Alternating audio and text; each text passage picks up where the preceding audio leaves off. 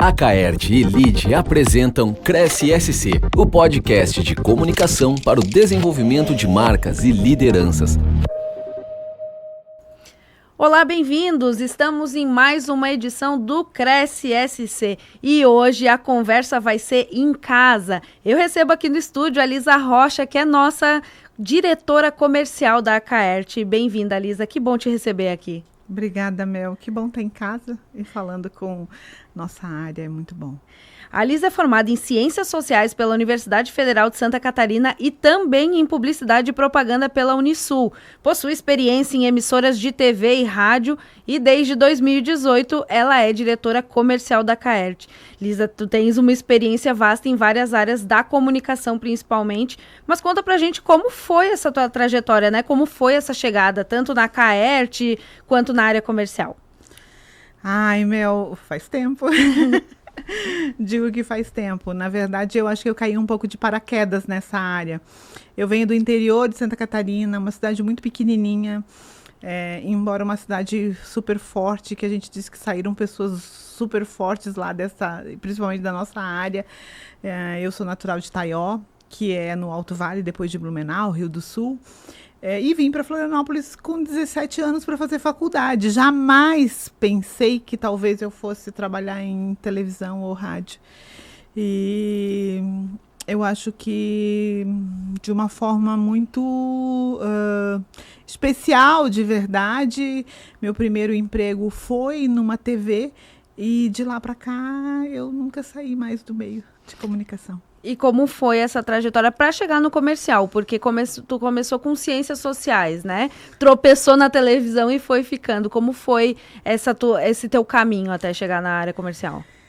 Eu falo que, na verdade, eu acho que a sociologia me trouxe eu entender um pouco do ser humano na sociedade. E isso foi fantástico, porque a área comercial nada mais é do que isso, né? Você conseguir entender as demandas ou o que o cliente precisa, você ser parceiro do cliente, você ter a empatia com o cliente. Eu costumo dizer que eu não quero vender uma vez só, né? Eu não quero este cliente. Vender é muito fácil. Muito fácil mesmo.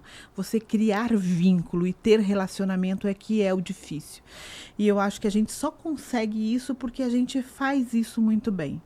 A gente ter esse relacionamento, a gente buscar.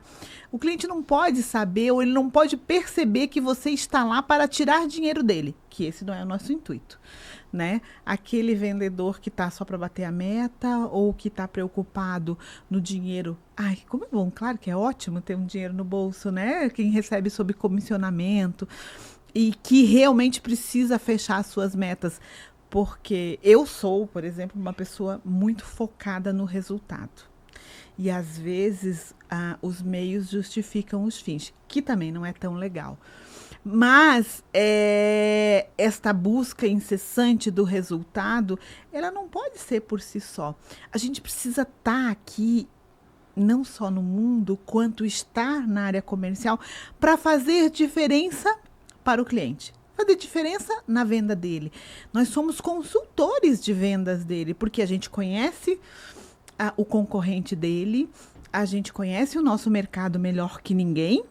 No mínimo, você precisaria conhecer, né, o nosso mercado melhor que ninguém. Conhece o concorrente dele, sabe onde o concorrente dele está anunciando.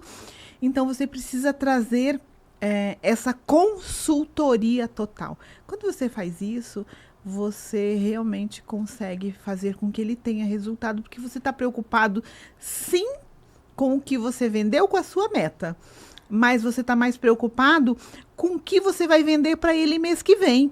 E se você estiver preocupado com o que ele vai trazer, com o que ele está vendendo para ele mês que vem, ele vai ter resultado esse mês. E é isso que ele precisa ter. Ele precisa ter resultado. A gente costuma dizer que a gente não vende nada tangível, né? Quando eu compro um celular, quando eu vou lá, saiu um lançamento novo de um celular, eu vou lá, eu pago por aquele celular, eu tenho alguma coisa na mão. A gente costuma dizer que a gente não vende nada palpável, mas a gente vende tudo que ele está vendendo. Então, o resultado do que ele está vendendo vai depender muito de nós. Então, isso eu acho que faz diferença, sabe? E como tu estavas falando, é necessário uma série de habilidades, porque não é uma venda, né? É uma troca de confiança, é entender a necessidade, não vai empurrar um produto, né? Um comercial ou alguma coisa que não é necessário para o cliente. Então, tem algumas habilidades que são mais necessárias do que outras? Eu acho que você gostar de pessoas é básico. Eu acho que assim, né? E é tão difícil hoje em dia, né? O relacionamento entre as pessoas, as pessoas não estão mais com tanta paciência. Posso dizer que é paciência, né? De buscar este entendimento com o outro, né? De se colocar, de ter empatia de verdade, de se colocar no outro. Eu acho que isso é uma grande habilidade que precisa para a área comercial, de entender o outro. Porque resultado, eu falo assim, né? A gente tem as nossas emissoras de rádio, principalmente a Caerte. Nós representamos hoje, em alguns lugares, as 260 emissoras. Outros, 200 emissoras. Então, assim, é quase impossível que eu não tenha uma emissora que vá trazer resultado para aquele cliente, seja qualquer cliente. Porque a gente tem emissoras de jornalismo, a gente tem emissoras de futebol, a gente tem emissoras populares, musical, a gente tem emissoras com público mais adulto. Então, se eu entender muito bem do produto ou de onde aquele meu cliente quer chegar, eu vou conseguir fazer uma venda que ele vai ter resultado. Para isso, eu preciso entender do meu produto e eu preciso entender do produto dele. Então, é quase impossível que a gente não tenha um produto que vá se encaixar com aquele cliente. Então, se eu entender bem, eu vou trazer resultado para ele de qualquer forma. E isso já parte do profissional, né? O profissional conhecendo bem a área, conhecendo bem o produto que ele tem para entregar. E no teu caso, tu ainda foi estudar publicidade depois, né? Para encaixar tudo isso. Então, como foi esse segundo passo, né? Depois das ciências sociais, já trabalhando nas emissoras, como foi? Acho que é um pouco decepcionante, de verdade. Porque, Mel, eu já estava há quase, 8 anos na área, na época. Eu já sabia como era o mercado, eu já estava na área de atendimento, eu já tinha uma vida razoavelmente estabilizada. E aí você vai para aquela meninada de 17 anos que está começando ali e que tem uma garra. E aí você olha e fala assim, o mercado não é bem assim. Coitados. Ai, meu Deus, será que eles vão conseguir mesmo? Será que não vão? E isso sempre me preocupou muito, de verdade, de como a gente está colocando profissionais no mercado de uma forma que eles não estão preparados para o mercado, eles não estão preparados para lidar com o não. Um atendimento, um vendedor, né, principalmente de publicidade, a gente costumava dizer assim, que eu tinha um amigo que a gente chamava de 25, porque a gente perguntava, e aí, Carlinhos, quantas visitas hoje? 25, porque a gente costumava dizer assim, que a cada 25 pessoas que a gente liga, 5 te recebem. A cada 25 que você atende, uma você consegue fechar a venda. Então, olha quantos nãos você tem nesse processo. Você precisa lidar bem com o não, de verdade. Porque você precisa ter persistência, você precisa entender bem do seu produto, entender bem do produto do cliente, e às vezes na primeira visita você ainda não sabe tão bem do cliente, porque você estudou ele antes, né? Antigamente era mais difícil de você estudar. Hoje é muito mais fácil, porque hoje você vai visitar um cliente já sabendo tudo do cliente. Com o advento da internet, aí você consegue, né? Com o digital você consegue saber tudo do cliente.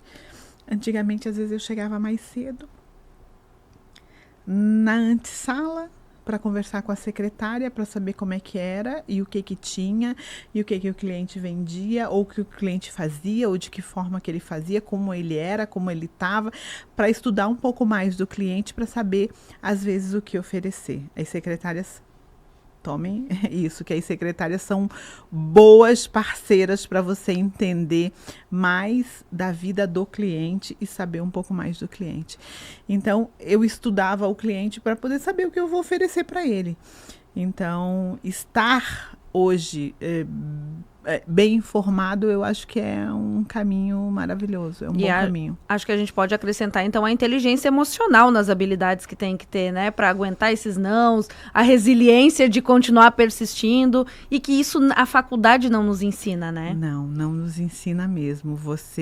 Quando você vai para a rua e quando você vai fazer visita e quando você toma os nãos, mas também quando você consegue fechar um contrato de longo prazo e quando você consegue sentar com o cliente no retorno do contrato e ele dizer, nossa, eu tive tanto retorno, nossa, foi tão legal, nossa, tô aparecendo pra caramba, nossa, tô fazendo isso, tô super feliz com isso, com aquilo, ó, Lisa, isso funcionou, isso não funcionou, bora lá, vamos, né?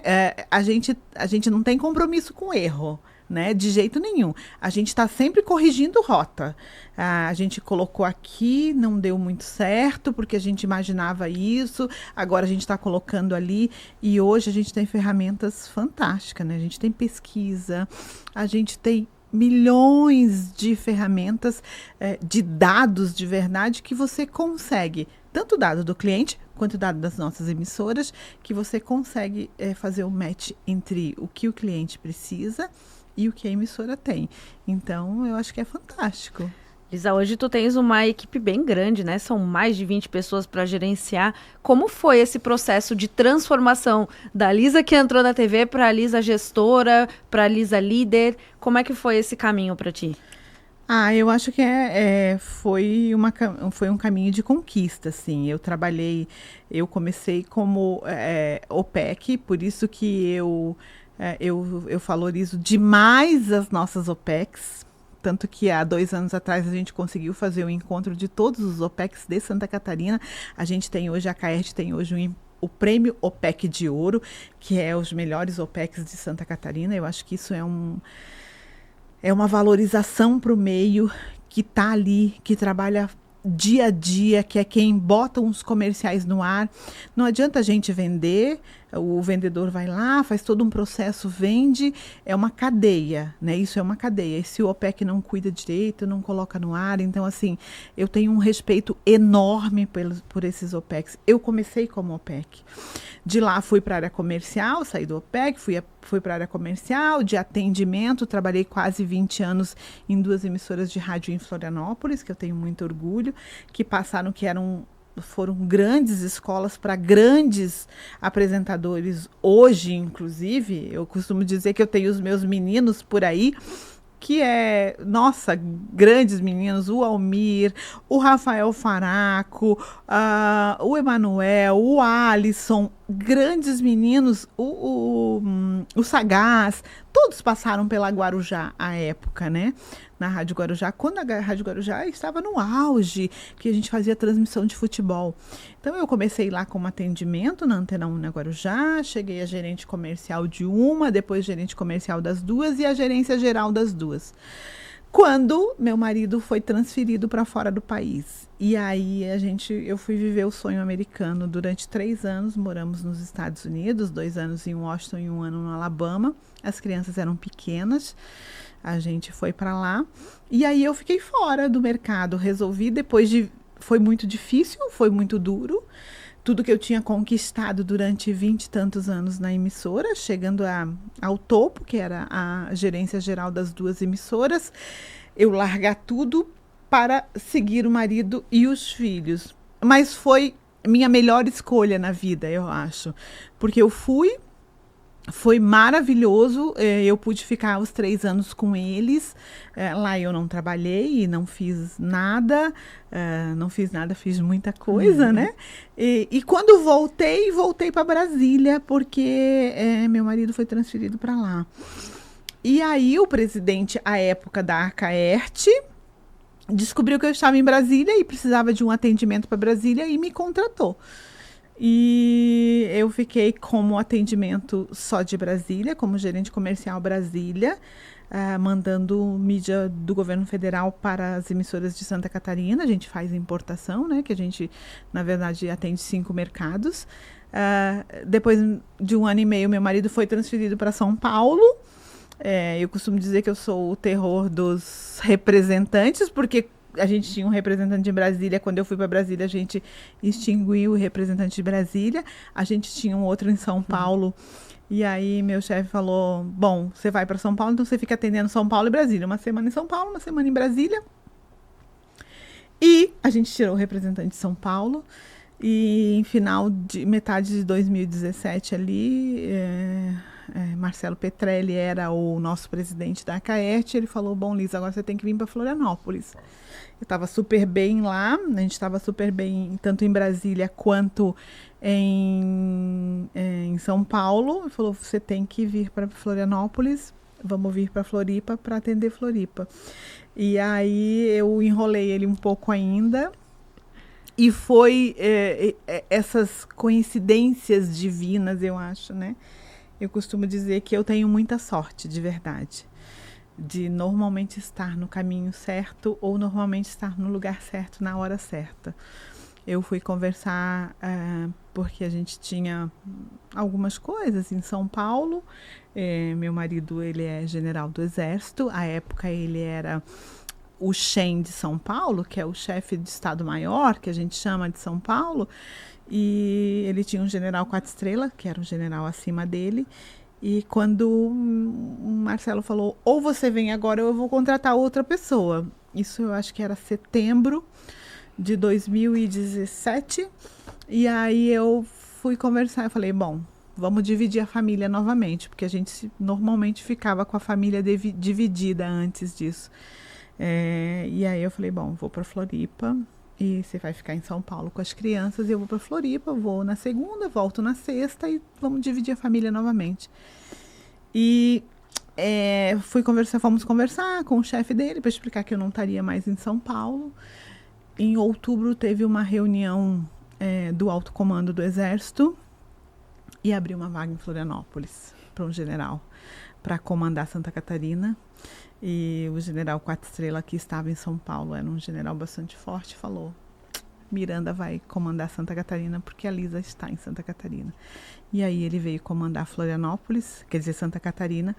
Então a gente acabou vindo junto. E ele ficou mais 2 anos e tanto comandando Santa Catarina para ir para a reserva depois. E a gente não precisou dividir a família. E estamos aqui até então. Que ótimo. Inclusive, uma das minhas perguntas aqui da listinha era justamente isso, porque tu és uma mulher que tem uma agenda que é enlouquecedora para muitos mortais, né? E como é que é para ti essa conciliação de pratinhos, né? De família, dessa agenda que eu sei que é bem apertada, tanto que eu tô tentando te cantar para vir aqui no Cresce faz um tempinho e não tinha conseguido ainda. É muito engraçado, sabe, Mel? Porque, assim, eu sempre fui muito prática, né? A gente costumava dizer que... E eu e meu marido somos... A gente realmente... Nós somos parceiros de alma. E a gente sempre brinca que quando a gente está dentro do Exército, eu sou a Lisa do Miranda, do General Miranda. Mas quando a gente estava em Santa Catarina, ele era o Ricardo da Lisa, né? Porque aqui acaba que muita gente me conhece. E aí acabava que eu acabava sobressaindo dele, né? Óbvio que depois que ele veio para cá, hoje ele está como vice-presidente do Detran, mas dentro do nosso meio, eu acabo sendo mais conhecida do que ele, né? E é muito engraçado, porque existiam algumas agendas dentro da área militar que eu jamais consegui fazer, né? Porque, assim, reuniões de mulheres para um chá da tarde, ou se tinha alguma coisa assim, né? Eu estava enlouquecida, trabalhando, viajando, correndo. Então, realmente, algumas coisas eu não consegui fazer, mas nada que fizesse diferença. Eu acho que a parceria entre nós dois sempre foi maravilhosa, tanto que quando ele foi comandar no Rio de Janeiro, ele ficou com as crianças lá. Meu filho mais novo tinha 6 meses e o mais velho tinha 5 anos, e ele ficava com os meninos e eu vinha trabalhar.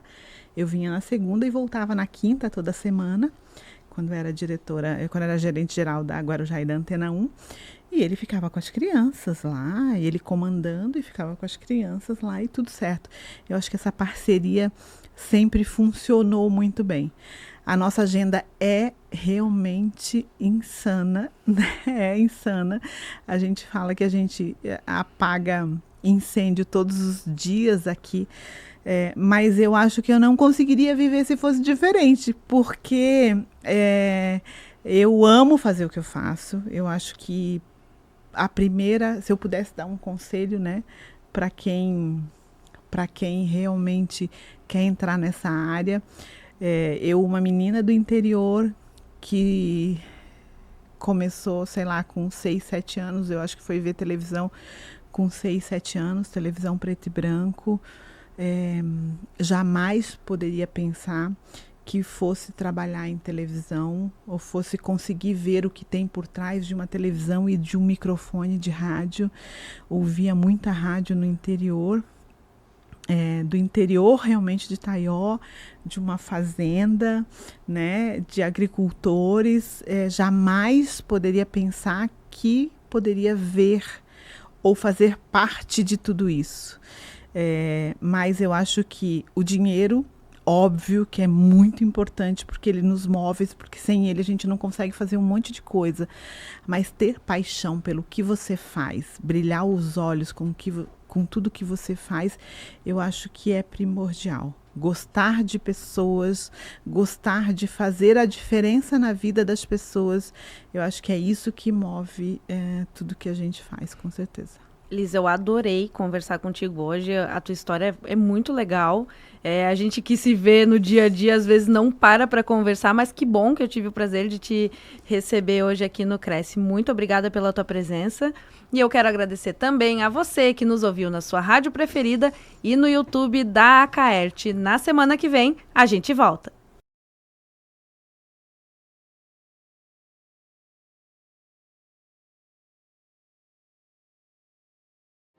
Este foi o Cresce SC, uma parceria entre a Acaerte e o LIDE.